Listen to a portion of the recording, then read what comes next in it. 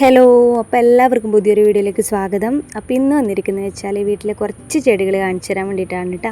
ചെടികൾ കാണിച്ചു തരാൻ വേണ്ടി മാത്രമല്ല, ഞാൻ ചെടികൾക്ക് ഉപയോഗിക്കുന്ന കുറച്ച് പൊടിക്കൈകൾ നിങ്ങൾക്ക് പറഞ്ഞു തരാൻ വേണ്ടിയിട്ട് കൂടിയാണ് കേട്ടോ. അത്യാവശ്യം കുറച്ച് ചെടികളുണ്ട് വീട്ടിൽ. ഞാൻ അവിടുന്ന് ഇവിടുന്നൊക്കെ കൊണ്ടുവന്ന് നട്ടതാണ്. ഇപ്പോൾ ഇഷ്ടംപോലെ ആയിട്ടുണ്ട്. അപ്പോൾ ഇതിന് ഞാൻ എന്തൊക്കെ പൊടിക്കൈകളാണ് ഇട്ട് കൊടുക്കുന്നത് എന്നുള്ളത് നിങ്ങൾക്കൊന്ന് പറഞ്ഞു തരാം കേട്ടോ. അപ്പോൾ ഈ ചെടികളൊക്കെ ഞാൻ വാങ്ങിച്ച ചെടികളൊന്നുമല്ല, ഓരോരോ തൈ വന്ന് കൊണ്ട് നട്ടതാണ് കേട്ടോ. 2 കടലാസ് ചെടിയെ പുറത്തുനിന്ന് വാങ്ങിയതായിട്ടുള്ളൂ കേട്ടോ. ബാക്കിയൊക്കെ ഞാൻ അവിടുന്ന് ഇവിടുന്നൊക്കെ കൊണ്ടുവന്ന് നട്ടു കൊടുത്തതാണ്. ഇതിപ്പോൾ മല്ലികയാണ് കേട്ടോ. നമ്മൾ ഓണമൊക്കെ വരുമ്പോഴേക്കും ഇതിൽ പൂവുണ്ടായി തുടങ്ങും കേട്ടോ. അത്യാവശ്യം വലുതായിട്ടുണ്ട്. അപ്പോൾ മല്ലിക വിത്തൊക്കെ വേറെ നന്നായിട്ട് മുളച്ചിട്ടുണ്ട് കേട്ടോ. അപ്പോൾ എൻ്റെ ഈ ചെടികൾക്കൊക്കെ ഞാൻ ഇട്ട് കൊടുക്കുന്ന വളം എന്ന് പറയുന്നത് നമ്മുടെ പച്ചക്കറി വേസ്റ്റാണ് കേട്ടോ. ഞാൻ ഇട്ട് കൊടുക്കുന്നത് നമ്മുടെ ഉള്ളിത്തൊലിയും നമ്മുടെ മറ്റുള്ള പച്ചക്കറി വേസ്റ്റൊക്കെ ഇല്ലേ, എല്ലാം ഞാൻ ഇട്ട് കൊടുക്കാറുണ്ട്.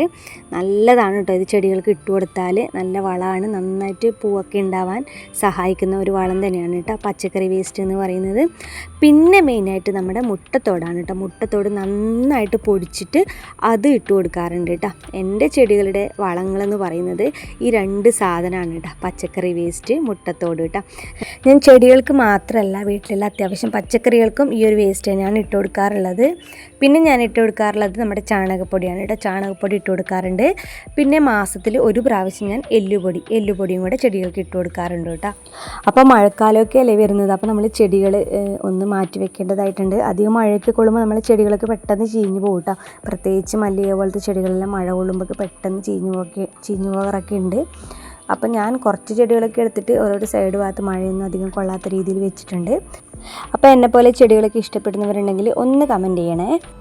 അപ്പോൾ ഈ ഒരു വീഡിയോയിൽ വീട്ടിലെ കുറച്ച് ചെടികൾ മാത്രമേ ഞാൻ ഉൾപ്പെടുത്തിയിട്ടുള്ളൂ. അപ്പോൾ വേറൊരു വീഡിയോയിൽ വീട്ടിലെ എല്ലാ ചെടികളും നിങ്ങൾക്ക് കാണിച്ചു തരാം കേട്ടോ. അപ്പോൾ എൻ്റെ ഈ ഒരു വീഡിയോ നിങ്ങൾക്ക് എല്ലാവർക്കും ഉപകാരപ്രദമായെന്ന് കരുതുന്നു. അപ്പം ഞാൻ പറഞ്ഞതുപോലെ മുട്ടത്തോടും പച്ചക്കറി വേസ്റ്റും എല്ലാം നമ്മൾ ചെടിക്ക് ഇട്ട് കൊടുക്കുക കേട്ടോ. അപ്പോൾ നമ്മൾ വേസ്റ്റായിട്ട് കളയുന്ന സംഭവങ്ങളൊക്കെ നമ്മൾ ചെടിക്ക് ഇട്ട് കൊടുത്താൽ നമ്മൾ ചെടി നന്നായിട്ട് നല്ല ഉഷാറായിട്ട് വളർന്നു വരും കേട്ടോ. അപ്പോൾ ഈ ഒരു വീഡിയോ ഇഷ്ടമായാൽ ഒന്ന് ലൈക്ക് ചെയ്ത് സബ്സ്ക്രൈബ് ചെയ്ത് ഒന്ന് സപ്പോർട്ടും കൂടി ചെയ്യണേ. അപ്പോൾ ഇതുപോലെയുള്ള നല്ല നല്ല വീഡിയോസായിട്ട് ഞാൻ വേഗം വരാം. അതുവരേക്കും ബൈ.